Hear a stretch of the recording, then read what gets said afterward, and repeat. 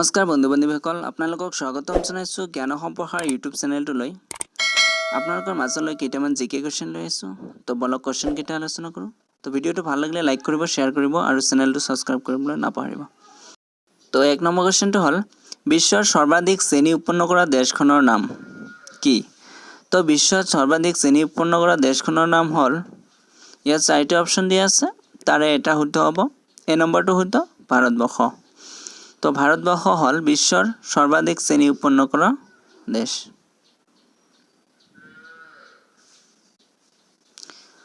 দুই নম্বৰ কুৱেশ্যনটো হ'ল ৰাষ্ট্ৰসংঘৰ মুখ্য কাৰ্যালয় ক'ত অৱস্থিত?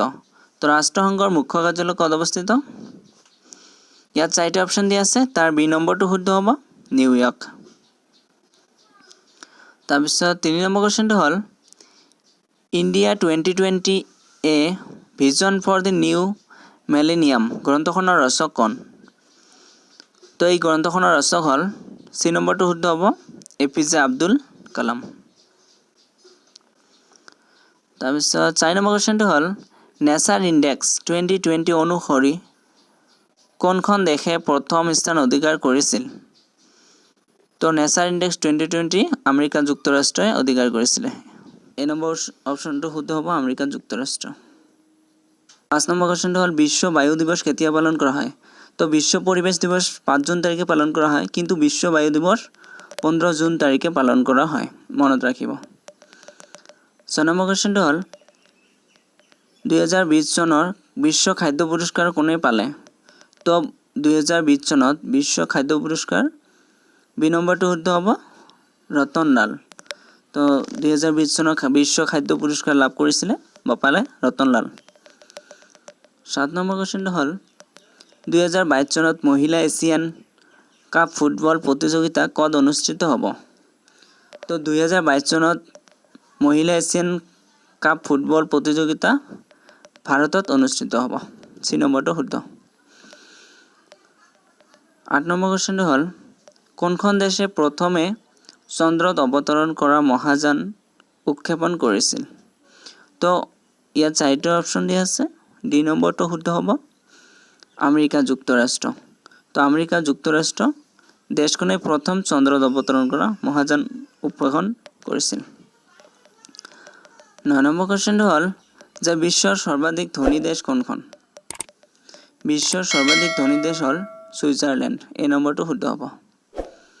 তাৰপিছত 10 নম্বৰ কুৱেশ্যনটো হ'ল বাংলাদেশত ব্ৰহ্মপুত্ৰ নদীক কি নামে জনা যায়? তো বাংলাদেশত ব্ৰহ্মপুত্ৰ নদীক যমুনা নদী বুলি জনা যায়। তাৰপিছত 11 নম্বৰ কুৱেশ্যনটো হ'ল কোনখন দেশত প্ৰথমে GST প্ৰৱৰ্তন কৰা হৈছিল? তো GST প্ৰৱৰ্তন কৰা হৈছিল প্ৰথম দেশখন হ'ল ফ্ৰান্স, কিন্তু ভাৰতৰ ভিতৰত প্ৰথম GST প্ৰৱৰ্তন কৰা হৈছিল অসমত। তো 12 নম্বৰ কুৱেশ্যনটো হ'ল সীমা সুৰক্ষা বাহিনী BSF কেতিয়া গঠন কৰা হৈছিল? তো সীমা সুৰক্ষা বাহিনী BSF গঠন কৰা হৈছিলে 1965 চনত, চি নম্বৰটো শুদ্ধ হ'ব।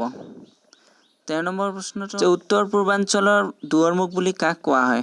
উত্তৰ পূৰ্বাঞ্চলৰ দুৱাৰমুখ বুলি গুৱাহাটীক কোৱা হয়, কাৰণ আমি গুৱাহাটীৰ পিছতে মণিপুৰ, ত্ৰিপুৰা, নাগালেণ্ডলৈ যাব পাৰোঁ। তো উত্তৰ পূৰ্বাঞ্চলৰ দুৱাৰমুখ বুলি কোৱা হয় গুৱাহাটীক। তাৰপিছৰ প্ৰশ্নটো হ'ল অসমৰ মানচিত্ৰ বুলি কোনখন চহৰক কোৱা হয়?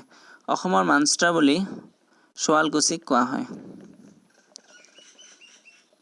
তাৰপিছৰ প্ৰশ্নটো হ'ল অসমৰ কোনখন চহৰত এছিয়াৰ আটাইতকৈ ডাঙৰ শুকান মাছৰ বজাৰ অৱস্থিত?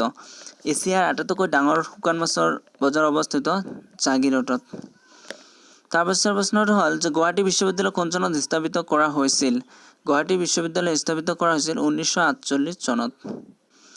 অসম সাহিত্য সভাই কোন চনত লক্ষ্মীনাথ বেজবৰুৱাদেৱক ৰসৰাজ উপাধি প্ৰদান কৰিছিল? তো অসম সাহিত্য সভাই 1931 চনত লক্ষ্মীনাথ বেজবৰুৱাক ৰসৰাজ উপাধি প্ৰদান কৰিছিলে।